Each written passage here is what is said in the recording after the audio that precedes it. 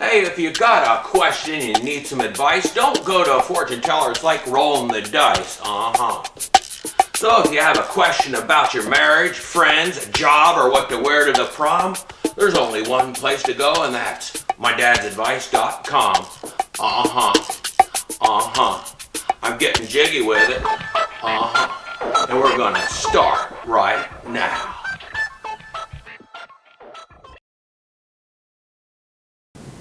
Hey, how you guys doing?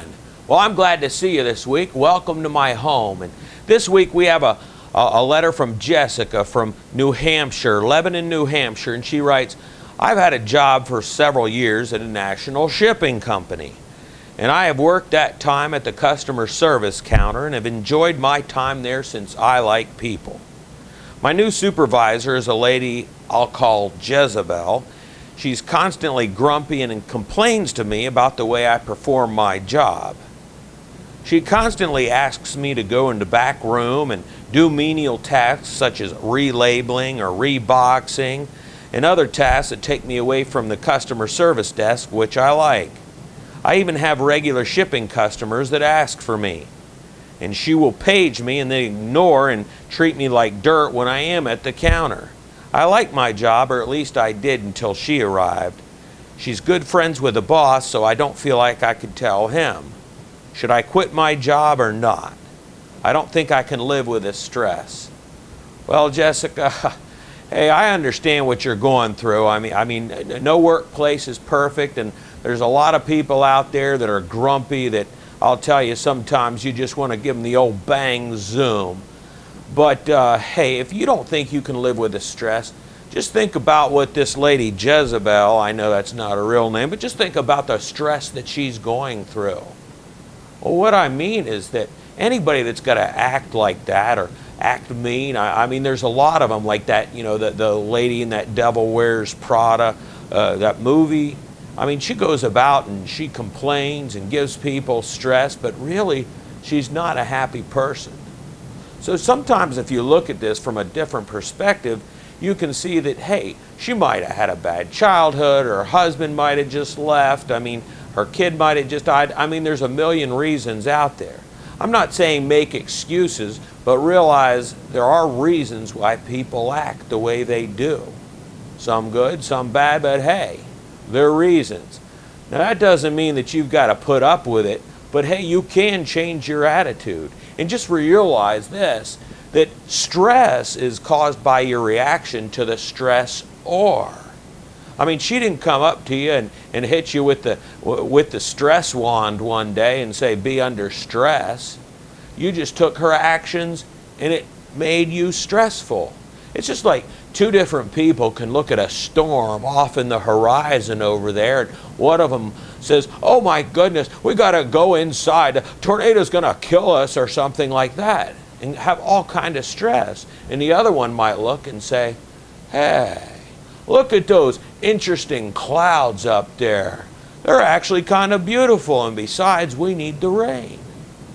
So you get two different responses to the exact same thing. One causes stress, and the other one, hey, it's totally different. So you can really look at it different. It depends on what side of the coin that you come from.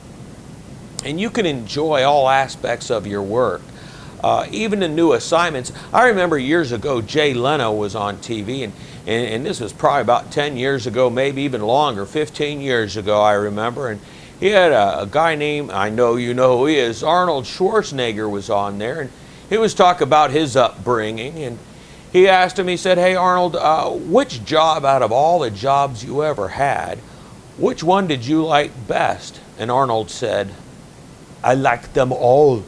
I liked all my jobs because I took each one from each one. I took a little part that I loved, that I work with, and it made me who I am today. That's right. That's what he said. He took little parts. So when you're in that back room doing relabeling, you might come up with a better or a better relabel machine, or a new way to box things, or you could come up with a machine that would help you do that.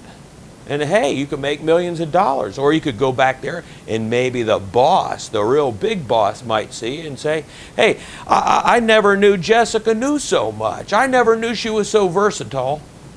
Let me go ahead and promote her.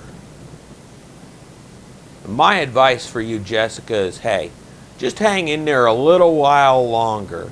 And just remember that, number one, this lady is probably going through a lot more stress than you if it's just pouring out all over the place and she's just grumpy and mean and so on and so forth.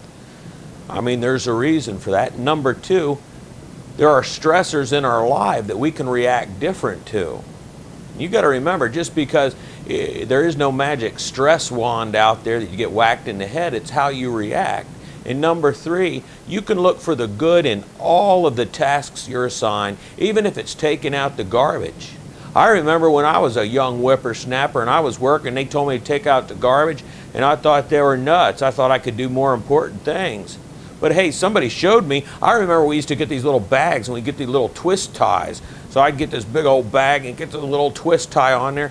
Here, this guy just took the the bag and just wrinkled up the ends, folded them together, folded up the other two, and hey, he tied it in a neat little knot, and I never used one of those twisty ties again. So you never know what you might learn. Just like Arnold Schwarzenegger says, he learned a little bit from each and every one, which helped him become the person he is today. So don't look at it as like stress. Look at it as an opportunity. Okay? And hang in there for a while. That's my advice. And if you have a question and you like dear old dad to answer, you write mydadsadvice.com. And I might not be your dad, but then again I could be.